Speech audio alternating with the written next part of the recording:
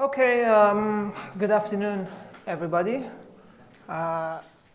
Welcome to the Middle East Institute and welcome to ME 101 lecture series and to lecture 3, which will be about sectarian fault lines. And let me just start by saying I'm delighted to see such a level of interest in the Middle East, and I hope you won't walk away disappointed. My name is Fana Haddad. I'm a senior research fellow here at the MEI. My research focuses on the politics of sectarian identity and sectarian relations and the dynamics of Sunni-Shia relations in the modern world, particularly in the modern Arab world.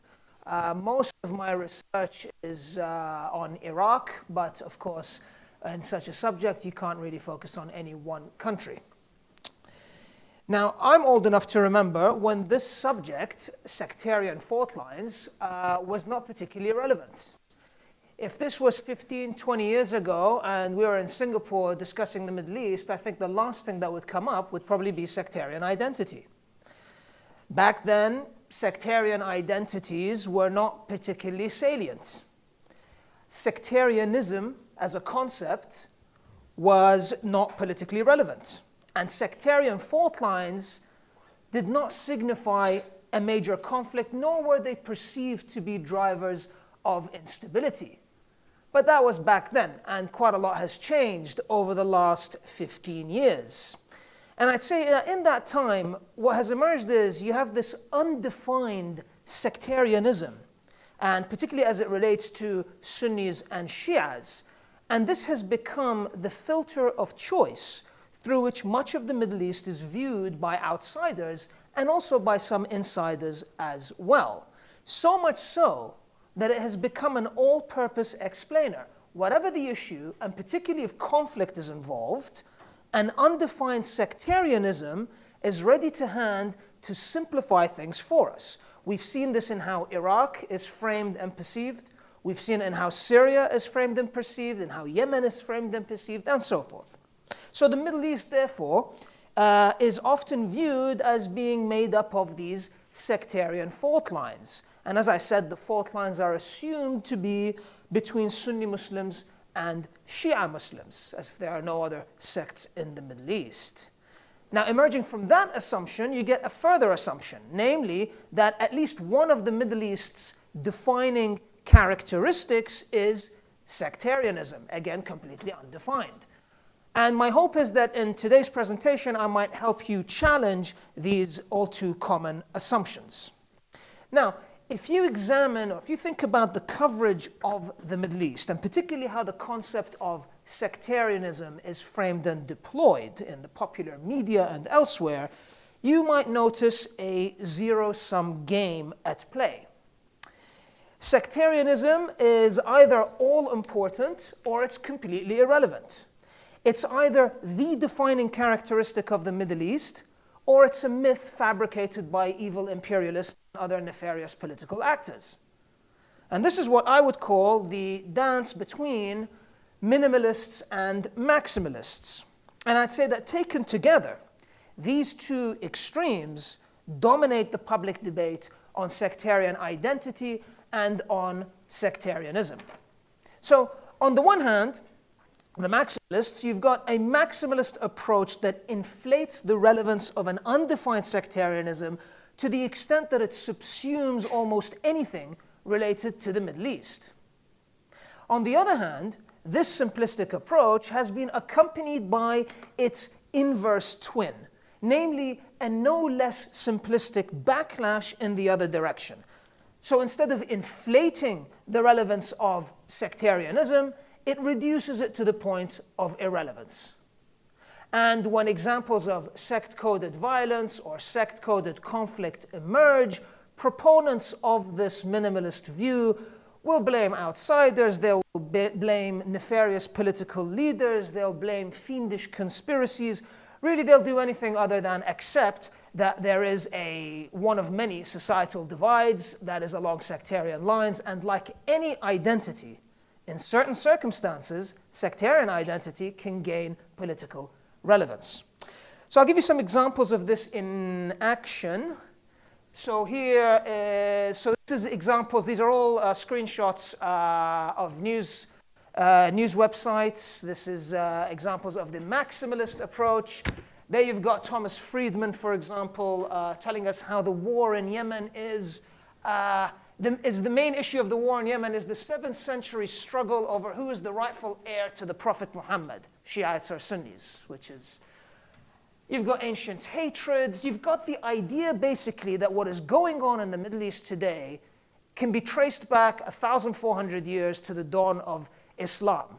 Now what that sort of implies is that you're confronted with an unchanging Middle East.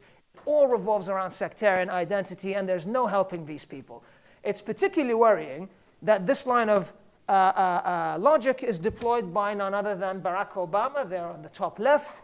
That's on his last State of the Union address when he described Middle East conflict as being a millennia old.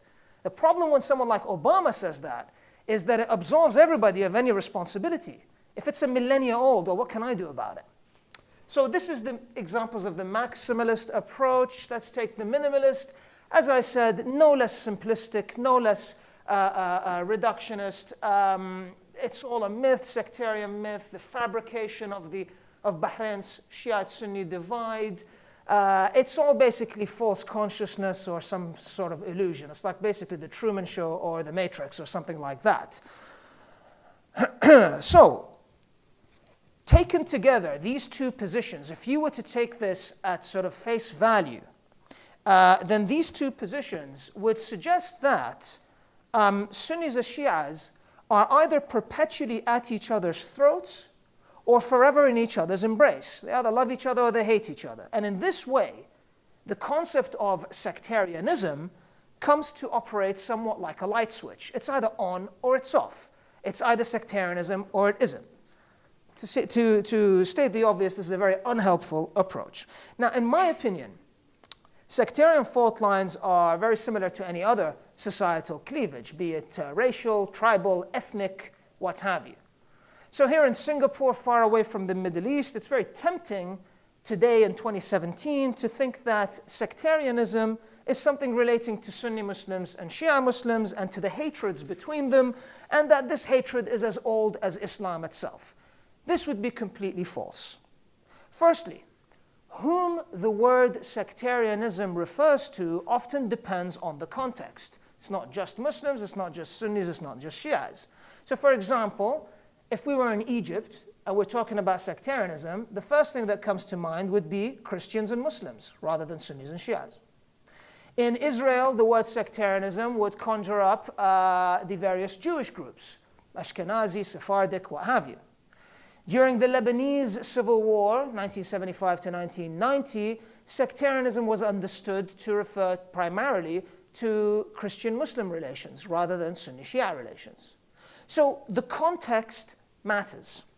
And it's not just a geographic issue in this country, in that country, and what have you. It's not just geography. Even in one country, even in one setting, the context shifts over time. And here I think there's perhaps no better example than Iraq. Since the invasion of Iraq in 2003, Iraq has been synonymous with Sunni-Shia tensions and sectarian strife. But as I said, in the past it wasn't always so. So to illustrate, in previous generations, political contestation in Iraq was far more likely to revolve around ideological or party alignments rather than on religious and sectarian identities. In fact, in the mid-20th century, Iraq was home to the largest communist party in the Arab world. And until relatively recently, sectarian identity was really not something that featured in political discourse or political mobilization in Iraq. And Sunnis and Shias were and continue to be socially intertwined through intermarriage, through geography, through tribal relations, and what have you. But as I said, in the last 15 years, a lot has changed. And they will change again. And this is the point I want to get across to you. We've seen a change over the last 15 years, absolutely, and it will change again. And we should endeavor to understand these changes and these shifts and not fall into the temptation of thinking that wherever things are today is where they've always been and always will be.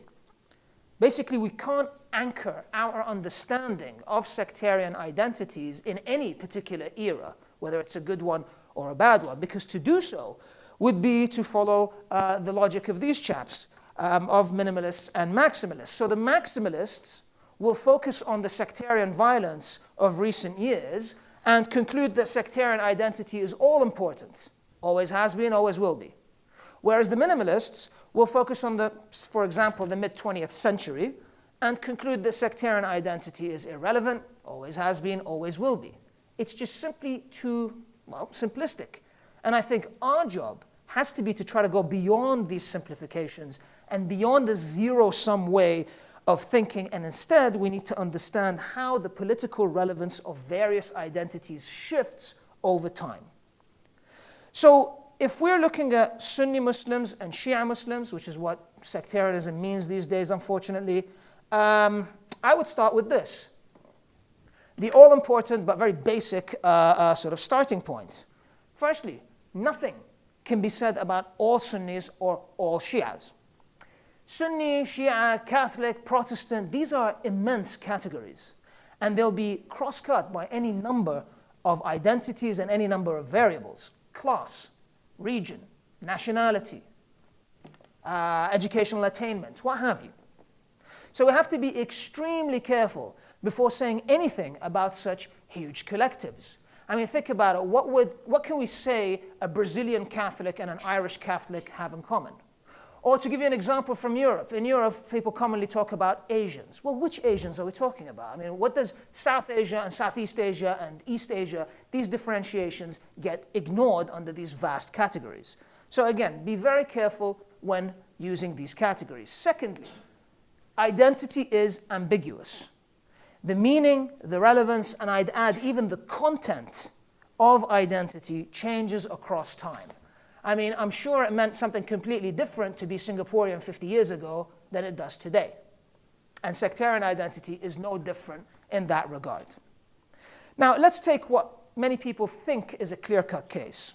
Iraq since 2003, since the invasion of 2003. Surely this is an example of sectarianism. Surely it's all about Sunnis and Shias fighting each other, and you know what? Just divide the country because clearly they can't live together. That's a very, very common line of thinking when it comes to commentary on Iraq. And many would say that Iraq is a clear-cut example of sectarian conflict. Even so, I would add, if it is a clear-cut example of sectarian conflict, it's also a clear-cut example of the role of foreign powers and how foreign powers can play a role in making sectarian identity politically relevant. Iraq also offers a great illustration of how the meaning of sectarian identity shifts and how the relevance of so-called sectarian fault lines shift with them. So in many ways, 2003 and the invasion of Iraq were essentially ground zero if we're thinking about sectarian identity, sectarian conflict in the Middle East today. It's not that sectarian entrenchment did not exist prior to 2003. Of course it did. But 2003 signaled a quantum leap in the, for want of a better phrase, sectarianization of Iraq, firstly Iraq and then the region. So the question becomes, why did the prism of sectarian identity become so dominant in post-2003 Iraq and in the post-2003 Middle East? Why has the Sunni-Shia issue today become relevant in the unlikeliest of places, like in North Africa, or even here in Southeast Asia, in places like Indonesia and Malaysia that are home to minuscule Shia populations? Why has this become an issue now in places like that? Well, the first thing to say is that sectarian entrenchment, as I said, is not completely unheard of prior to 2003 in places like Iraq, like Syria, like Lebanon. In Iraq, I'd say that this was most noticeable amongst Shia activists, and in some regards in Shia society as well. There was a feeling prior to 2003 amongst Shia Muslims in Iraq and elsewhere that they were disenfranchised, that they were victims, that they were treated as second-class citizens, and so forth.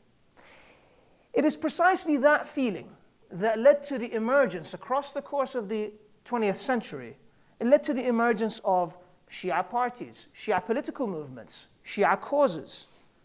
And you didn't have anything in the form of a Sunni parallel. There weren't really Sunni movements in the 20th century. You know, the jihad in Afghanistan was an Islamic cause. It wasn't a Sunni cause. Whereas you did have Shia movements and Shia-coded issues. Now, these Shia parties, these Shia movements, were not anti-Sunni, but they were what I would call sect-centric, meaning that their worldview, their politics, their reading of Iraqi history or Islamic history even, are rooted in Shia identity, and their role is to champion Shia causes and to seek the political empowerment of Shias in government. And that's perfectly legitimate, but it didn't exist among Sunnis. Now, these people that I'm talking about, these Shia movements, formed eventually, for a variety of reasons, they eventually ended up forming a bulk of the opposition to Saddam Hussein's regime. And in this, they were joined by the Kurdish opposition in Iraq. And so, the point to get at is, by 2003, by the time of regime change and the war, quite a bit of the Iraqi opposition to Saddam Hussein's regime framed their politics through the prism of either sectarian identity, Shia movements and what have you, or ethnic identity, the Kurdish opposition. And so emerges the simplistic formula that you may have heard of oppressive Sunnis and victimized Shias and Kurds. And you know who shared this simplistic view? The Americans. Whether out of genuine conviction or out of cynical calculation, the American view of Iraq and Iraqi history was extremely compatible with the view of these Shia-centric and Kurdish nationalist movements. Now, I want to repeat, it's perfectly legitimate to lobby for a communal group's rights. Perfectly legitimate. But in the case of Iraq, it did not make for good national politics, particularly given that all of this came about on the back of an American invasion and occupation of the country. As I said, Iraq is an excellent case study of the role of foreign powers in the dynamics of sectarian relations. So with Iraq, you have an American invasion that completely alters Iraqi politics, and crucially for the broader Middle East and the broader Islamic world, the invasion alters the balance of power between political Shi'ism and political Sunnism. And so perhaps inevitably, this elevates the political relevance of sectarian identity, and crucially, it blurs the line between sectarian identity and geopolitics. That line gets blurred. And this began very early on after the war. I'm sorry you can't see the background picture. But anyway, so April 9th, 2003, Baghdad falls. 3 months later, the US administration sets up the first post-war Iraqi institution, which is the Interim Iraqi Governing Council. This is composed of 25 Iraqi political figures who are appointed by the Americans. Now, here's the thing about this. The way they went about appointing these people, it was according to the presumed ethnic and religious makeup of Iraq. So, 60% of Iraq are Shias, hence 13 out of 25 members would be Shias, 5 Sunnis, 5 Kurds, whatever, etc. First of all, why am I forced to go by these categories? I mean, let's say I'm an Iraqi politician. Why must I represent one of these communities? And interestingly enough, one of the Shia representatives is actually a communist. And he turned up wanting to be a communist representative on the governing council. But it just wasn't even an option. To be politically relevant, you had to speak for one of these groups, one of these ethnic or religious or sectarian groups. The other thing is, there's no recent census. Iraq doesn't have a recent census. So demographics are a hotly disputed issue. So using them as the basis of post-war Iraqi politics is inevitably going to be controversial. Thirdly, this way of thinking naturally is going to empower sect-centric and ethnocentric actors. How? I am the new power in town, I am the Americans, I am insisting that the only political currency that we're going to work with is the currency of ethnic and religious identity. Well, these movements, the ethnocentric and sect-centric movements, they're used to doing that. That's how they operate. They operate on the basis of these identities. So it immediately puts them at an advantage. And this, crucially, elevates the political relevance of ethnic and sectarian identities and turns them into the basic building blocks of post-2003 Iraqi politics. As I said, it becomes the currency of political practice in Iraq.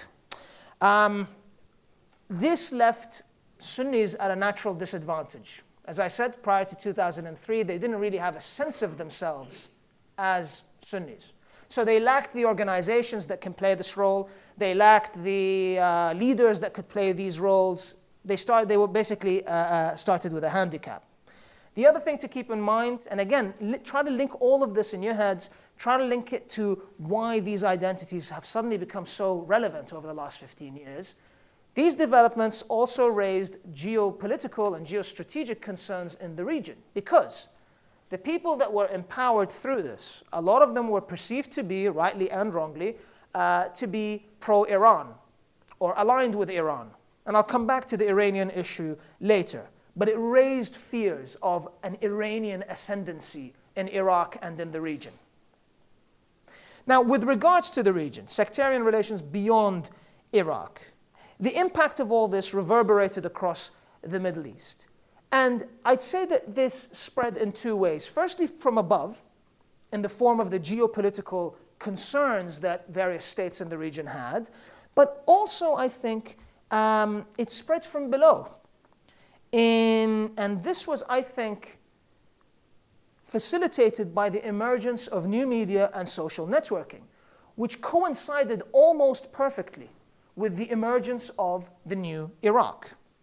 So what began in Iraq in 2003, sectarian entrenchment, the sectarian competition, etc., was very quickly regionalized, and it very quickly spread through the Arab world and beyond. And one of the ways in which this happened was through the spread of these new forms of communication. And I think this is absolutely critical because the extent to which the emergence of post-2003 Iraq coincided with the emergence of new media and social networking it's the perfect storm. So in 2003 was regime change. In 2004, Facebook came online. In 2005, YouTube came online. 2006, Twitter came online. One after the other. So just at the moment when Iraq was inflaming the relevance of sectarian identity, and just at the moment when people, as a result, across the region were thinking about sectarian identity as never before, you suddenly had, at the same time, these innovations and these new technologies that allowed people to produce and disseminate information in an unprecedented way. And also, these technologies allowed even the most trivial event to have a potentially transnational echo. And this indeed happened. The result? The sectarianization of Iraq went viral, and sectarian polemics went mainstream across the region. And for me, an interesting what-if history question, naturally unanswerable this, is to what extent the sectarianization of the Syrian civil war would have succeeded had it preceded Iraq. I always wonder about that, because Iraq provides the pre-existing environment in which the Syrian civil war emerges, at least with regards to sectarian identity in the Middle East. An environment of mutual sectarian fears at the social level and at the geostrategic level, in the form of heightened fear about the extension of Iranian power and so forth. So I always wonder, if it happened other way around, but alas, we can't answer that. An interesting phenomenon that came out of all of this, and that we still notice, is the emergence of Sunni identity. And as I said, this extends right all the way to Southeast Asia. The sense of Sunni identity within single countries, and also sort of like a transnational solidarity. prior to 2003, this hardly existed. Neither Iraqi Sunnis nor Sunnis more broadly really saw themselves as a sect. And again, I turn to the example of Afghanistan, or even take Syria, 1982, huge rebellion in Syria. It didn't have the effect on the Muslim imagination or the Sunni imagination that it has today. It was never coded as a Sunni movement that required transnational solidarity. In my opinion, what 2003 tells us is that it was only when the relations of power between Sunni and Shia political actors was disturbed that Sunni sectarian consciousness flourished.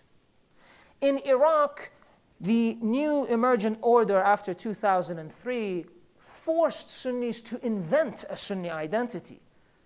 To be relevant, to be politically relevant, you had to speak in these categories. In the Arab world, belief that a Shia Iraq was emerging, or that a Shia crescent was emerging, or that Iran was ascendant, led to a sense of fear and a sense of encirclement that also nourished the emergence of a sense of Sunni identity as a sort of a response. So it was an identity that emerged out of a sense of insecurity and a sense of fear. Now, as I'm trying to stress throughout the session, these things are not fixed. Identity is fluid. I'm describing the changes of the last 15 years. I guarantee you that there'll be more changes in the future. What I'm saying has happened is not a permanent change. And indeed, today we're seeing hints that there's a shift underway. You can see it in policy towards Iraq, in policy towards Syria, in the language used to describe these conflicts. It's much less black and white sectarian terms than before. One can only hope that these trends continue. So, what can we learn from Iraq and from the previous 15 years?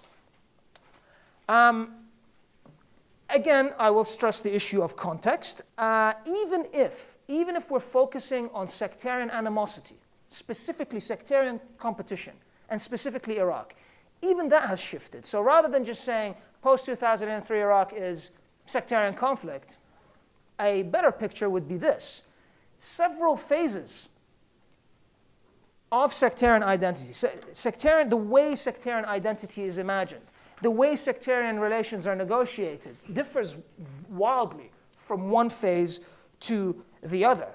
And so, for example, if your understanding of sectarian fault lines is based on the second phase, 2006-2007, I guarantee you will be unable to read the elections coming up in 2018, for example, because things have changed so much. And you need to be aware of these shifts. And I get the impression that most commentary on Iraq is still stuck on the first two phases. But those, of course, were very different times. I don't have time to go through these. In the Q&A, I'm more than happy to return to this to describe how these shifts happen and what they mean. But I just raise it now to illustrate the importance of context. Iraq also gives us an illustration of how sectarian identity works in the Middle East and beyond. And all of this illustrates a very commonly overlooked fact. Sectarian identity and sectarian relations operate on multiple layers. So to understand sectarian identity, you need to identify these layers and how they interact with each other. And to that end, so firstly, crucial to know, the context is always shifting. Also, these layers are interconnected. They're overlapping. I do not think it's possible to completely isolate one from the other. And this is particularly relevant for people thinking about policy solutions, for people thinking about policy prescriptions, because for any policy to be effective, it needs to resonate on all these layers. So in my opinion, these are the layers on which sectarian identity plays out. So one by one, the local level, this is the sub-national level. It could be a neighborhood, it could be a city, it could be a town. It could be about power relations in a particular locale, what have you. The second level, the national level, I think in our day and age, in the day and age of the nation state, I think that is the most important level. Briefly, the national level is about claiming the nation state. It's about blending sect-specific symbolism with national symbolism. It's about blurring the line between national identity and a particular privileged sectarian identity. I'll give you a very obvious example of this. When you think Saudi Arabia, you assume that the Saudi Arabian is going to be Sunni. It's just reified as well naturally. And that's what I mean by blurring the line between national identity and sectarian identity. Likewise in Iran, you just assume that he's going to be Shi'i, and to a certain extent, even in Iraq now, there's this assumption when you meet an Iraqi, you just assume that he is Shi'i. Now, the national level differs from the third one, the meta-national, the religious. So this is about, sectarian identity as a religion, as something giving you some metaphysical truth, belief in God, what have you. And they operate very differently. And I'll give you an illustration of how that is. Imagine a Lebanese Shi'i debating sectarian identity with an Indonesian Sunni. What's the debate going to be about? It's going to be about Islamic history. It's going to be about the Quran. It's going to be about what the Prophet said or didn't say. In other words, it's going to be about contested religious truths. Because that's the mutually claimed identity. It's a religious identity. That's where the contestation is going to be.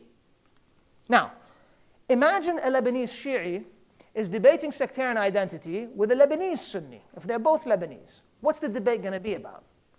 I don't think it will be about religious truths. I think it's far more likely to be a debate about Lebanese demographics, Lebanese history, access to the Lebanese national pie, ownership of Lebanese resources, etc., etc. In other words, it's far more likely, rather than religious truths, it's far more likely to be an issue of contested national truths. And I think that this is a key characteristic of sectarian identity in the age of the nation state, in modern times. And it's a key differentiator of how sectarian identity worked in previous generations and in previous centuries. The last one, regional, geostrategic, transnational, call it what you want. This has become particularly troublesome, I think, for sectarian relations within the single nation state. And when it comes to the Middle East, what we're really talking about when it comes to this last one, what we're really talking about is relations with Iran. From the perspective of most of the remaining Muslim majority countries of the Middle East, who are mainly Sunni majority countries, Iran is a foreign political rival that happens to have a different sectarian identity and often champions this sectarian identity and acts in its name, namely a Shi'i identity. This fact, the fact that you have this foreign political rival who happens to have a different sectarian identity, facilitates the superimposition of geopolitics onto sectarian identity, thereby blurring the line between the two. And furthermore, this intertwining of sectarian identity and geopolitics has the potential to complicate sectarian relations within the single nation state because it often leads to the securitization of sectarian plurality. What do I mean by that? It means that the fact of the Iranian issue and the existence of Iran and that existence of that rivalry means that the existence of multiple sectarian groups within a single country comes to be seen as a security issue by the authorities. And this inevitably causes tensions domestically. Now, all of this makes it very difficult to disentangle these, and they really do operate sort of in an overlapping way. And for any solution to work, I think it needs to address all of these in a simultaneous and complementary way. So to de-escalate in a particular place, you will need to reach an accord on the level of local leaders, on the level of national level politicians, on the level of regional powers, sort of internationally, and also on the level of religious leaders and influencers of religious opinion. Because whatever progress is made on one of these levels can easily be squandered if the others are neglected. Even the most sincere local level reconciliation initiatives can be derailed by bickering amongst national level politicians at the top. And we've seen this happen, and we've seen the reverse happen, whereby elite-level reconciliation efforts are derailed by some event at the local level that encourages or incentivizes polarization. And that's to say nothing of the role that foreign actors can play. And unfortunately, when it comes to places like Iraq and Syria, I can think of no foreign actor that has played a benevolent role in these conflict zones today. Now, this whole subject is a very complicated subject. I am almost certain I did not do it justice. But if you're going to take one thing out of this, I'd again go back to this as sort of the baseline for understanding the subject. And I'm happy to answer any questions you have. Thanks for your attention.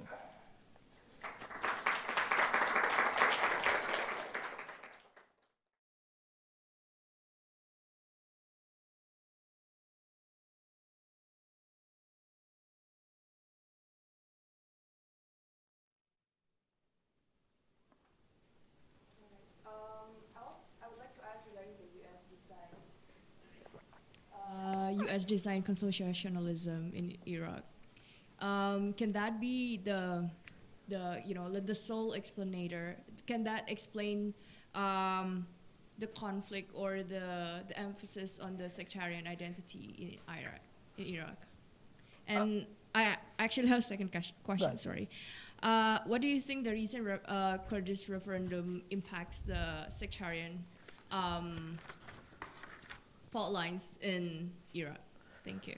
Okay, so the first question was you said the consociational model implemented by the Americans, and to what extent this accounts for sectarian dynamics. Well, there's two things that in terms of the political model. Firstly, it's not consociational, it's federal. So a federal system came into effect in 2003. The other thing that maybe is relevant to what you're asking, there's the system of political apportionment, whereby unofficially, if we're the government, 20% of cabinet positions have to go to this group, and 10% positions have to go to that group, and what have you. So there's that as well.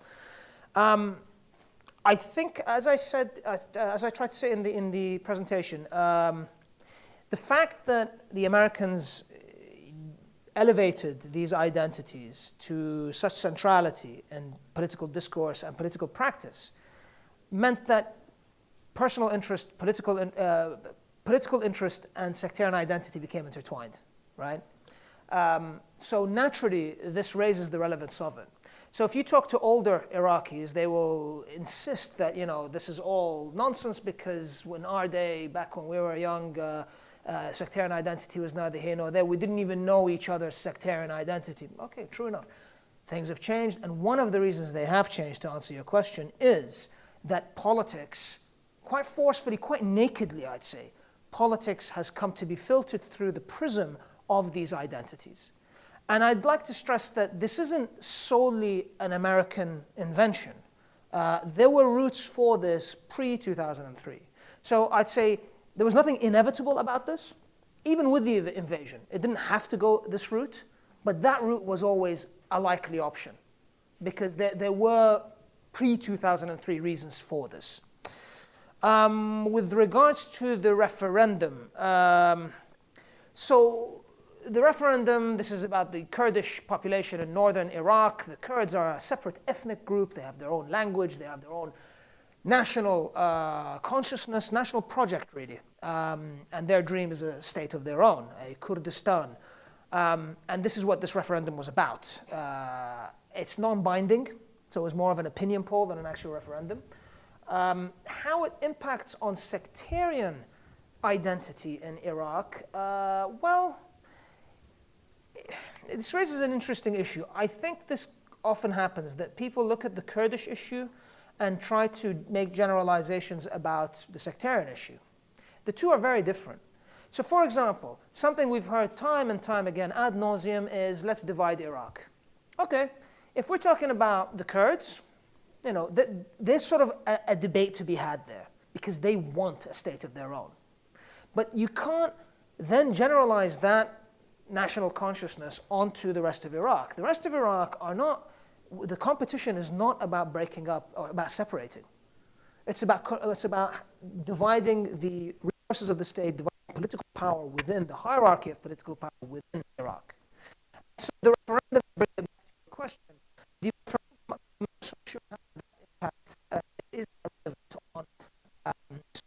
Shia relations because Sunnis and Shias do not have separate national projects in Iraq. They're both trying to claim Iraq. Of course, Sunnis is more spooked than Shias, I'd say, because if the Kurds depart, the Sunnis will become an even smaller minority than they already are, and it would sort of make the Shia groups even more of a majority than they already are. Does that answer your question?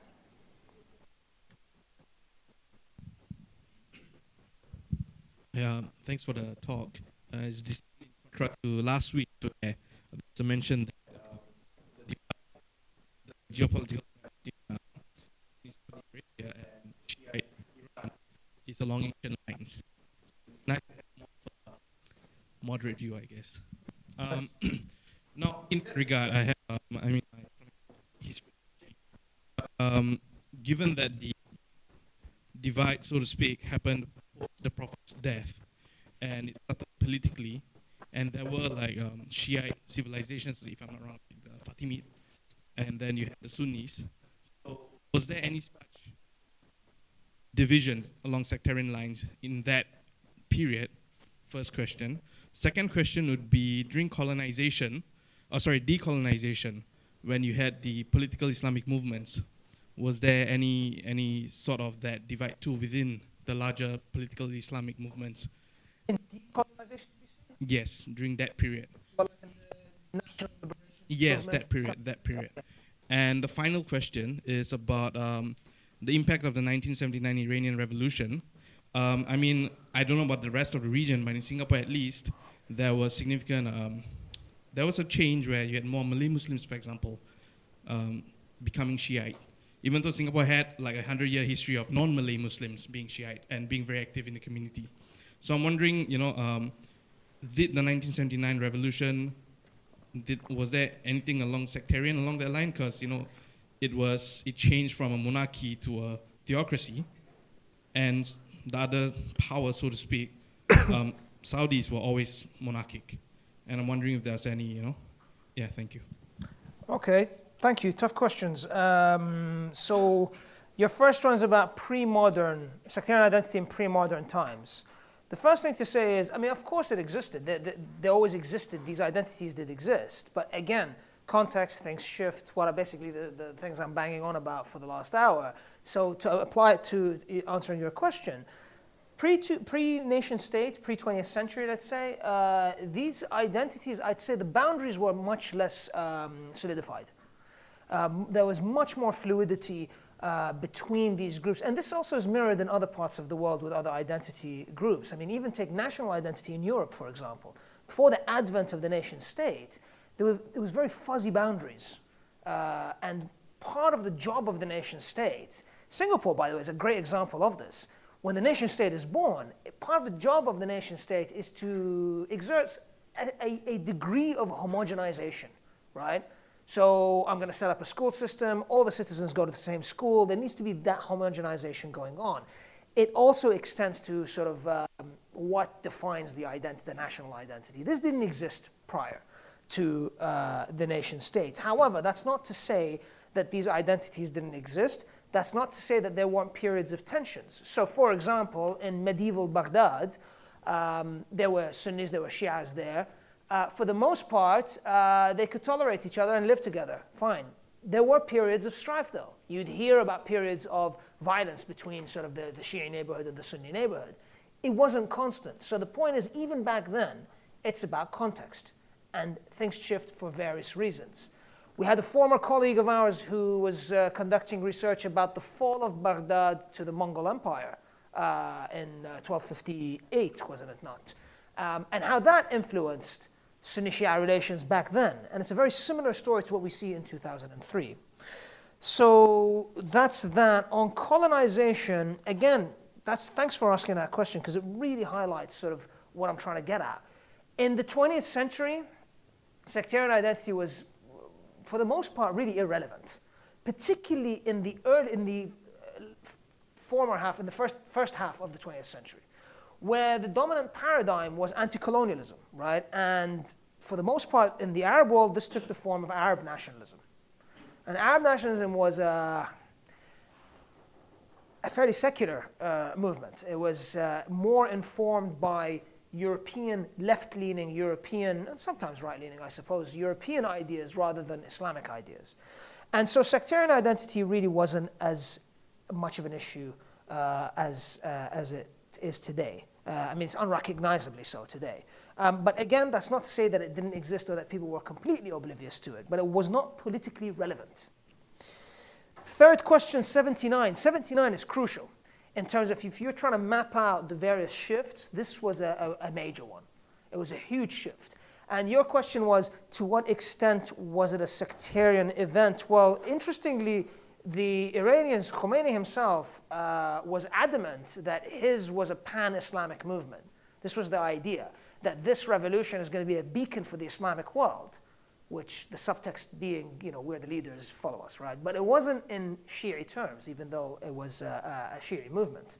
However, if you are a neighboring state that feels threatened by this revolution, as states always do, they're always threatened by revolutions, your best way to delegitimize this movement is to question its Islamic credentials, because it's claiming to be a beacon for Muslims worldwide. So the best way to counter that is to undermine their Islamic credentials. And one way to do that is to undermine the Islamic legality of Shi'ism itself. And so, this is sort of documented whereby the anti-Shi'i publications, the pace of anti-Shia publications really ratcheted up after 1979. There is that sort of jump. And this, again, adds to the relevance of sectarian identity. Having said that, I'd say one thing that differentiates 79 from 2003, 2079 was a major threat to all established powers in the region. It was viewed as a threat precisely because it sought to appeal to all Muslims, right? In 2003, as I said, it disturbed the balance of power between political Shi'ism and established pre-existing power. This didn't really happen in 1979. There were attempts, but none of which were successful beyond Iran.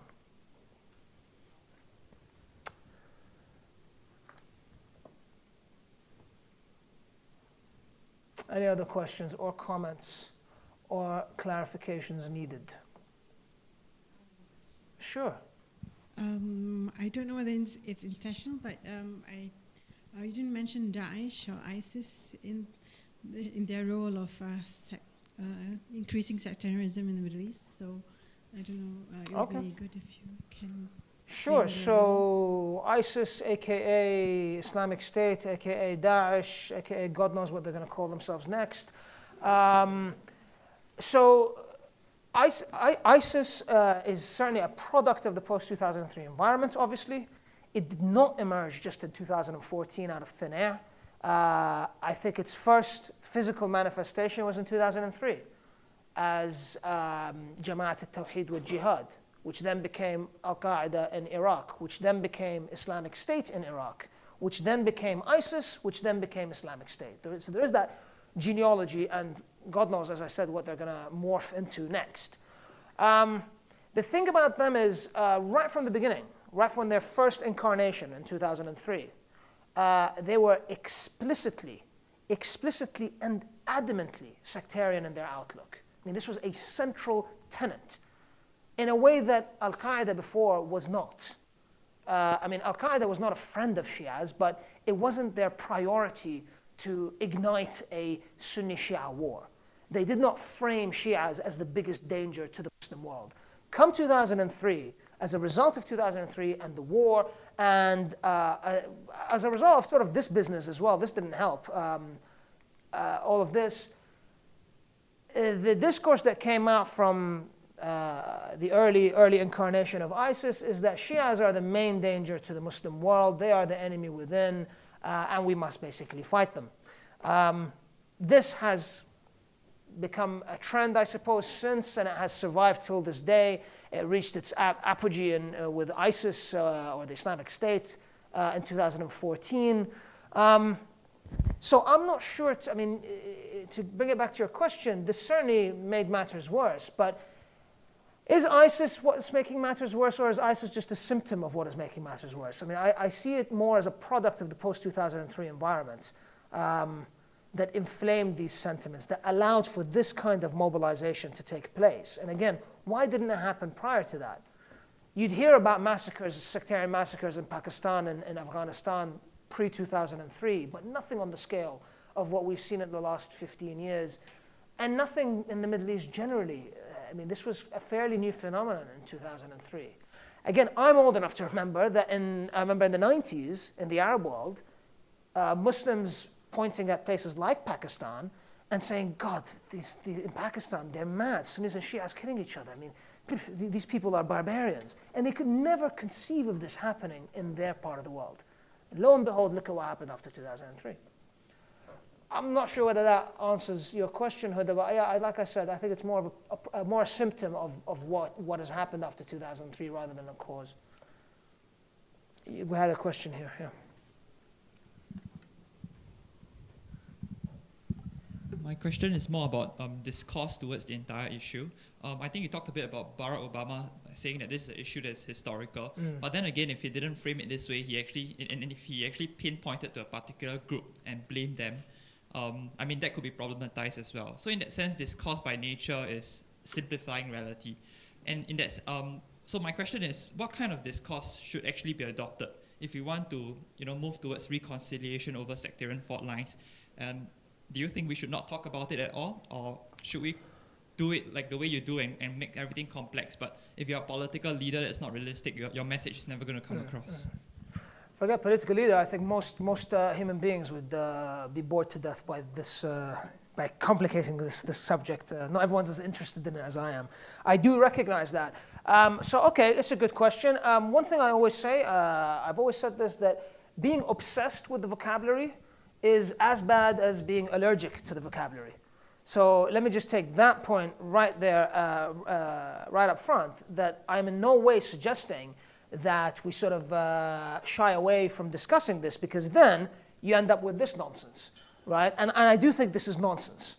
There is an issue, but it's equally nonsensical to then do this. Here's the other thing. If you must talk about sectarian categories, fine. Barack Obama wants to do that, God bless. Here's the only thing I would say. And it comes back to this issue, the differentiation I made with the Indonesian Sunni and the Lebanese Shi'i. Sectarian discourse or sectarian competition in the age of the nation state, I will repeat, is far more likely to be animated by national truths rather than religious truths. Now, why do I keep coming back to this point?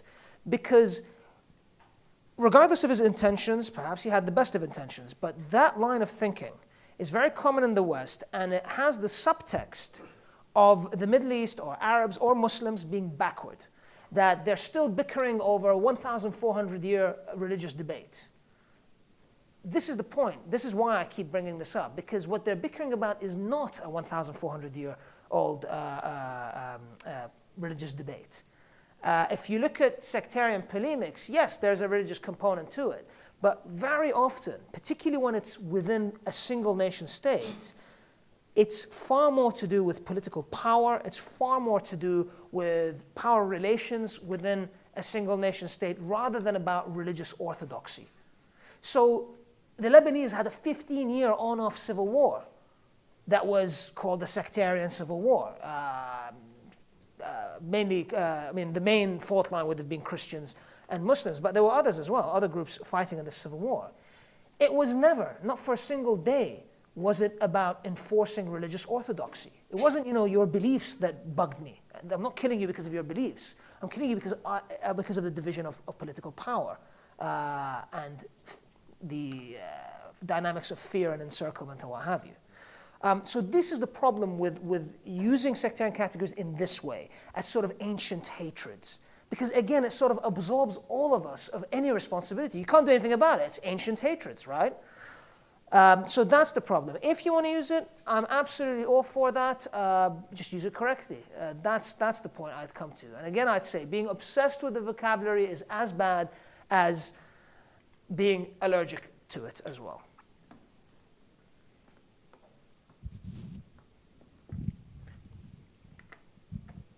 Hi, just want to know what are the policy implications, because when you refer to the governing council after 2003, we noticed something similar in the Rwandan conflict where colonial powers actually separated the Tutsis and Hutus, which give rise to the Rwandan genocide. So is there a policy implication to understanding this issue? Good question on Rwanda. So I know that the Rwanda's official line, post-genocide line, is that these categories, Tutsi and Hutu, are colonial inventions. Now, whether they were invented out of thin air or not, I mean, that's certainly open to debate. But what we can say, what seems clear, is that colonial powers gave these categories political relevance. So in that sense, you do see sort of history repeating itself with this. Or a closer case would be Mount Lebanon in the 19th century, where the French and others sort of in the name of championing minority rights, Christians particularly, ended up according sectarian categories a renewed or reinvigorated political relevance. And once you intertwine sectarian identity with political interests, so my sectarian identity becomes tied with my political fortunes, naturally this is going to have implications. Now you're asking about the policy implications. Well, I mean, if I can go in time, I would warn the Americans to stay away from this. But the thing is, as I said, the Iraqi opposition were all for this. As far as they're concerned, this was a good idea. It's not necessarily something nefarious going on here from the Iraqi perspective. A lot of the Iraqi opposition felt that this was how to do it. It was a very short-sighted view. So the policy implication, I suppose, yeah, you know, stay away from these things. I'd struggle to think of an instance in which a foreign imperial power dealt with these categories in a benevolent way. Well, I mean, imperial powers are just inherently not a benevolent force, are they? So.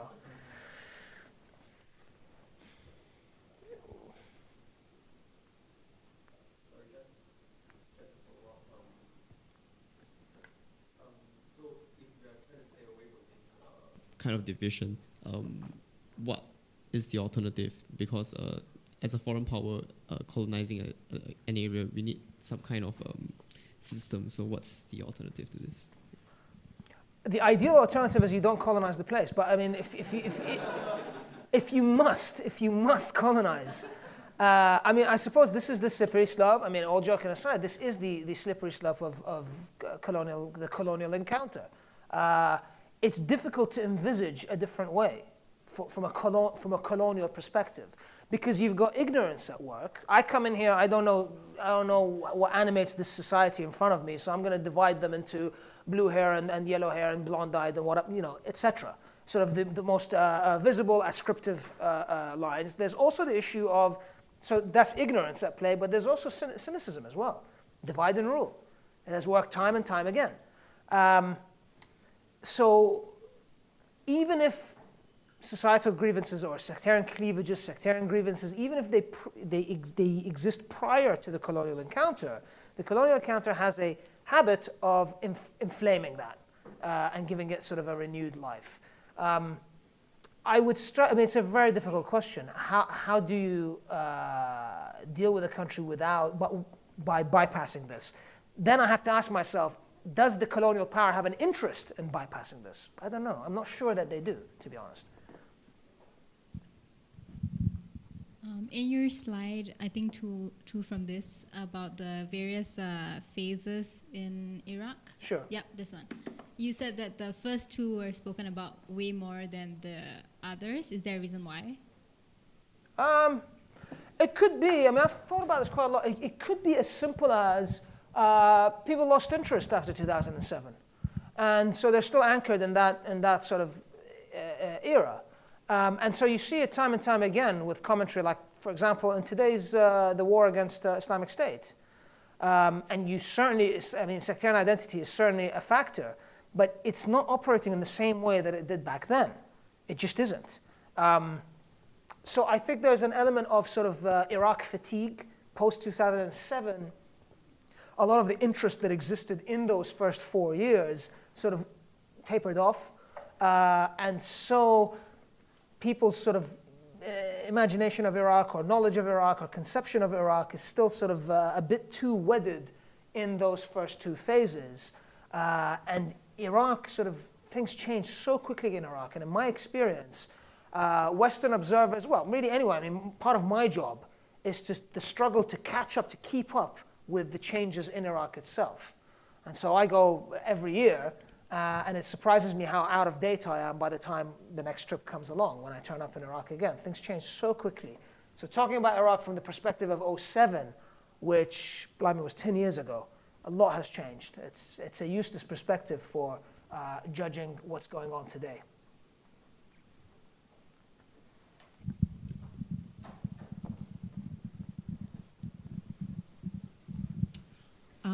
Can I ask, so the civil war in 2006 and civil war in 2014 were between the same groups? And wait, second question, the Iran-Iraq war in, what is it, 81 or something, was it also kind of sectarian war? And like, why they finally finish it? Because there was no issue before, so how they managed to finish it? Okay, I'll take the second one first. And thanks for bringing that up, because that's another great example of how things have changed. So the examples I always use would be the jihad in Afghanistan, the uprising in Syria in 1982, and the Iran-Iraq war, of how these conflicts, if anything similar was to happen today, it would be overwhelmingly framed through the prism of sectarian identity. But the Iran-Iraq war, which is 1980 to 1988, was not framed as a sectarian conflict. It was framed as an Arab-Persian conflict. Even in the region, even outside of Iraq, I can certainly talk about the propaganda in Iraq, which framed it as Iraq is the vanguard of the Arab nation fighting our historic enemy, the Persians. This was the government line. And this is something that was echoed in the broader Arab world. It was not framed as a Sunni Shia issue. And there's, I think, perhaps two reasons for this. Number one, it's not really in your interest as a ruler or a dictator or whatever of an Arab country that has a Shia population to frame this as a Sunni Shia thing, because you might have problems at home. You need to win everyone over in your country, right? So you don't want to inflame that divide. So that's one. Number two, we're still in 1980. In 1980, the ideology of Arab nationalism still had some currency. It wasn't as discredited as it is today. It was still a common frame of reference. The people ruling the Middle East in 1980 came of age in that sort of, at the time when Arab nationalism was the main political frame of reference, certainly more so than sectarian identity. How did it end after 8 years of war? Well, I mean, an element of fatigue came into it. The Iranians accepted the ceasefire that was proposed earlier in the mid-'80s, but they turned it down. The war prolonged. Eventually, it became so costly for both sides, and sort of a ceasefire was agreed. Tragically, the ceasefire left things almost exactly where they were in 1980. So 8 years of war for practically nothing. Almost 1 million dead. So that's that tragedy, one of many. Another tragedy, this. Okay, so the civil wars. First of all, I mean, I mentioned the Lebanese civil war earlier, 75 to 1990.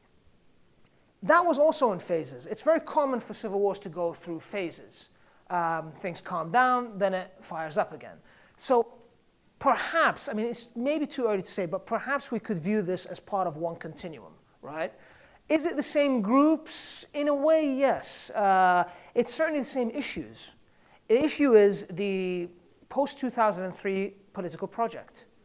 And you had sort of forces that were seeking to fight that, to reverse the, or at least undermine the change that happened in 2003, to abolish sort of the state that came into existence in 2003. They viewed it as illegitimate. So that continues into 2014. And as I said, Islamic State in 2014 is a reincarnation of pre-existing groups that date back to 2003. So in a way, yes. Now, is this going to be the final round? Let's hope so. Time will tell.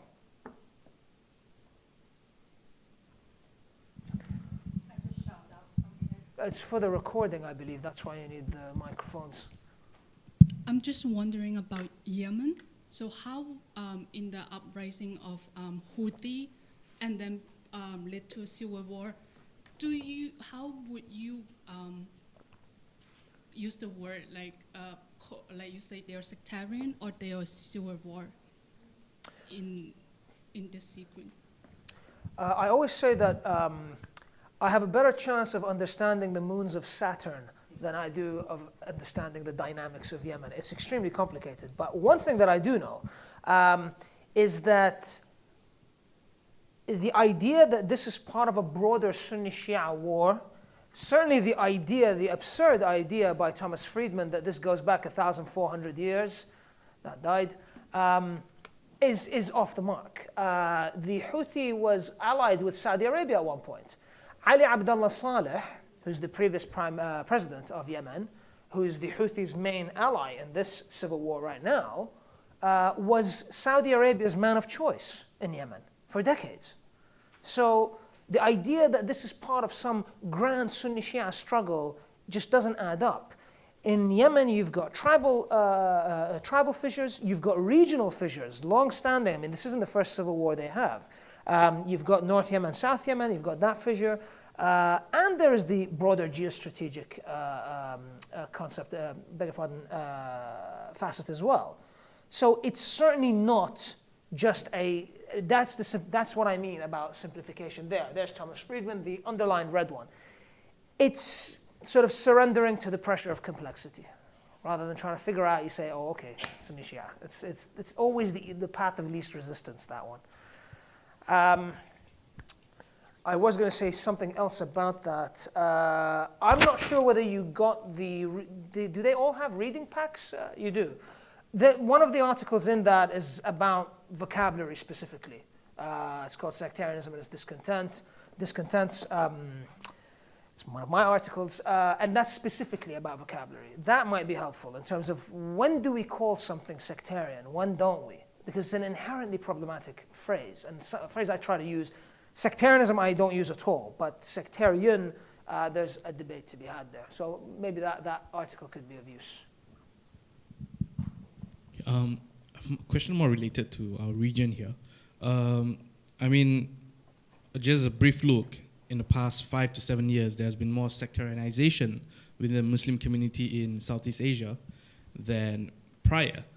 For example, you have state-backed persecution of Shiites in Malaysia, unofficial sort of, attitudes, negative attitudes to Shiites in Indonesia, and in Singapore also, the books and anti-Shiite commentary from up north has made its way here very distinctly.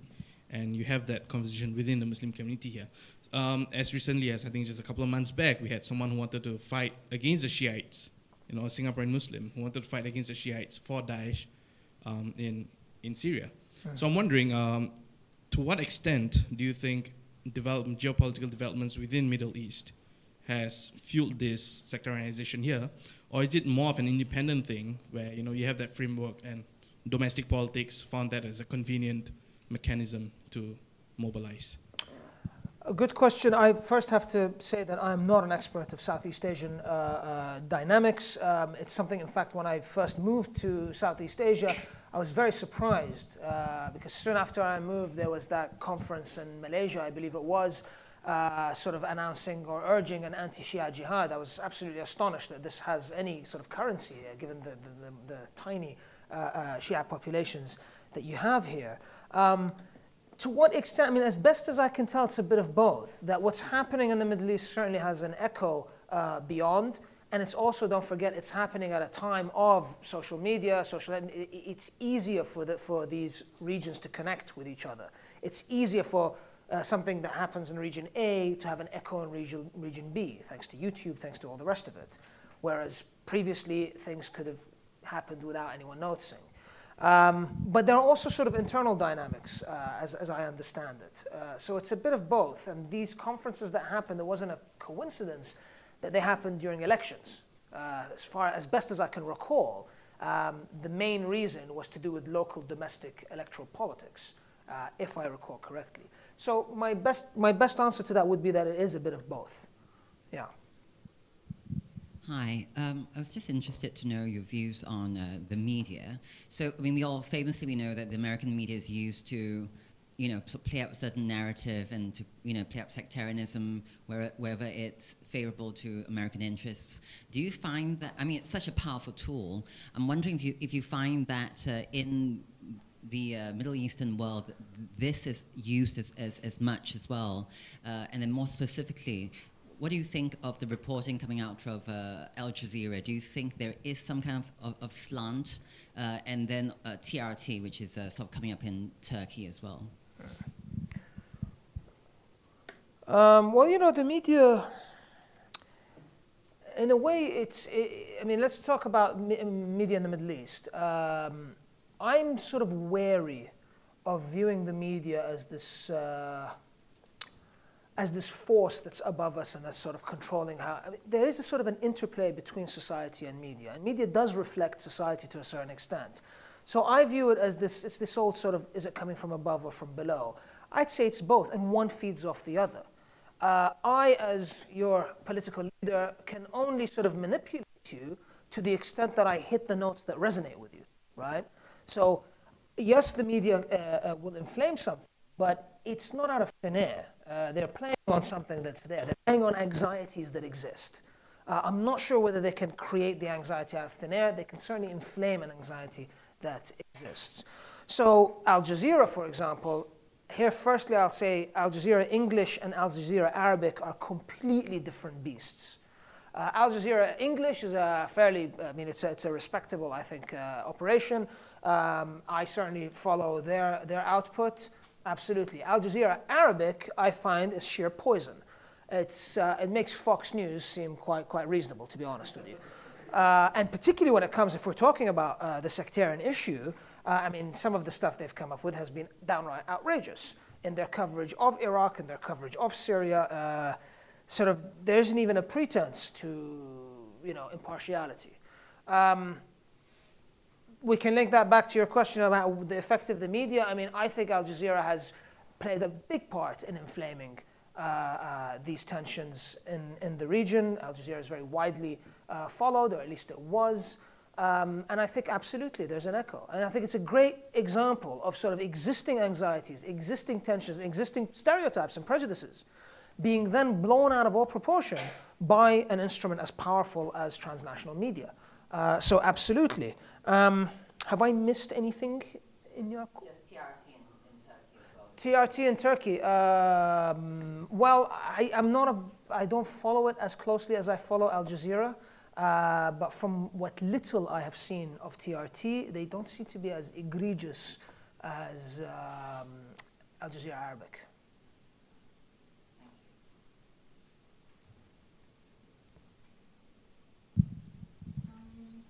It seems like a lot of responsibility is being placed on foreign powers in terms of creating political projects and also the politicization of sectarian identity. And I was wondering if you can comment on the local agency. So how have local elites or local movements actually perpetuate or politicize sectarian identity itself? Thank you so much for asking that question, because I think it's absolutely crucial, and it's also one of the reasons that I am rather unpopular with some people, because that's exactly what I focus on, far more than the role of foreign powers in my research. It's sort of similar to the issue of the media that we just spoke. At least in my opinion. In my opinion, I see the role of foreign powers in a similar way. Yes, we can place a lot of responsibility on foreign powers, but the idea that foreign powers just operate as they please with populations that have no agency, I find that very, very problematic. And so in my work on Iraq, I've tried to show the pre-2003 roots of this. So if the Americans turn up and they've done whatever the slide was, whatever they did, they were also working with Iraqi actors who shared their outlook in certain issues. They were playing on pre-existing issues within Iraqi society. And this then continues after the Americans leave. So what I would say, to answer your question, a mess as big as Iraq cannot be laid at any one single actor's doorstep. There are many, many actors that drove this. And absolutely, local actors have a big role to play within Iraq and beyond. That doesn't exonerate the Americans, but as I said, I think, yeah, you're absolutely right. I couldn't agree more that it's not just a question of foreign powers unleashing this on sort of unsuspecting societies with no agency. I find that actually quite offensive, that the idea that these local communities have no agency. Yes, they do have agency. Absolutely, they do. The local elites in 2003, did they stand to gain something from participating? Okay, so let's take that case study specifically. Two things immediately come to mind about local Iraqi elites and how they interacted with the system that was being put in place in 2003. So I'd say two things. One, for a lot of Iraqi political actors, they agreed with it. You know, they thought this was a good idea. Particularly those who were based outside of Iraq, who returned to Iraq, the opposition in exile. A lot of them, not all of them, but a lot of them thought this was exactly how it should be done. This is how to avoid sectarianism, is that we apportion things, give everyone their fair share. But I've outlined how that backfires. So that's one, in terms of you asking me why would they go along with this. The other reason they go along with this, it's the path of least resistance again. I turn up in Iraq and I want to build a political career. In Iraq, nobody knows me from Adam, because I've been living in London for the past, 3 decades. And I turn up in Iraq in 2003 with the Americans. I have no social capital. This is the easiest way to build a base. Hey guys, I'm Shia, you're Shia, it's Shiites. Because otherwise, how am I going to it's the easiest way for me to market myself to you politically. So that's the other reason why an Iraqi politician would go along with this, if that's what you're asking. And I think it's a perfect illustration of how agency from below and imperial interests from above interact to drive forward a political project.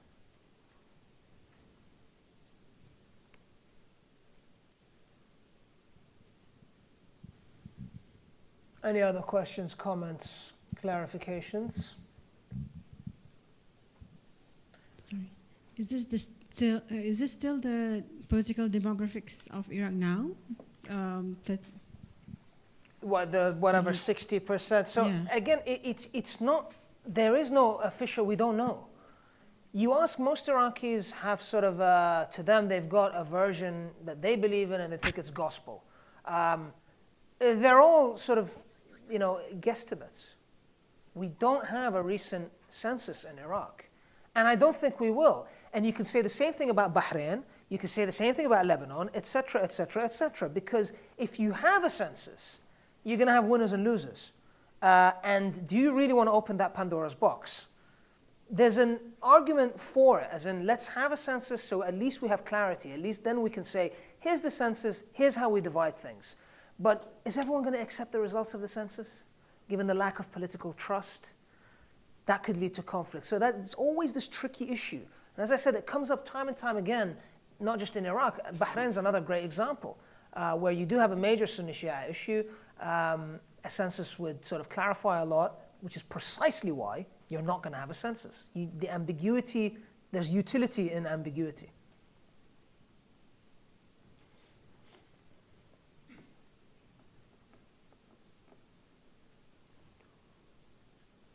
And with that, debate has been silenced. If there's no other question, we do have a bit more time if you have any questions or comments. If not, I'll just thank you for your attention.